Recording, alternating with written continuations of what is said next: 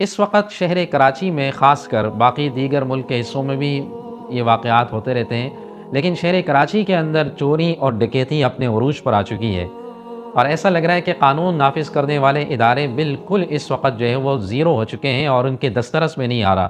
حقیقت بات یہ ہے کہ دسترس میں لانا چاہے تو ان کے دسترس میں بہت کچھ آ سکتا ہے۔ ہمارے ایک ساتھی نے بڑی پیاری بات کی، کہا کرونا کے اندر قانون نافذ کرنے والے اداروں نے کیسے اپنا ڈنڈا لگایا اور کیسے انہوں نے جو ہے وہ دکانداروں کو اور ہر چیز کو ٹائم پر لے آئے۔ یہی قانون نافذ کرنے والے ادارے اگر ہر جگہ کے ضلع کے اور ہر جگہ کی جو پولیس ہے وہ اپنا کردار اچھے طریقے سے ادا کریں تو میں یہ سمجھتا ہوں کہ یہ تمام مسائل حل ہو سکتے ہیں۔ ابھی یہ خبر بھی آئی تھی کہ ایک بس جو ہے وہ کسی کوئٹہ کی طرف جا رہی تھی اور اس بس سے 20 مسافروں کو نکالا اور انہیں اغوا کیا گیا۔ کیسی اس وقت ملک کے اندر بدامنی آ چکی ہے، اور ملک کے اندر جو ہے وہ اس وقت ایسا عالم ہو چکا ہے کہ جس کا زور چاہتا ہے اور جس کا زور چلتا ہے، جس کے بس میں جو کچھ ہوتا ہے وہ چاہتا ہے میں یہ بس کروں۔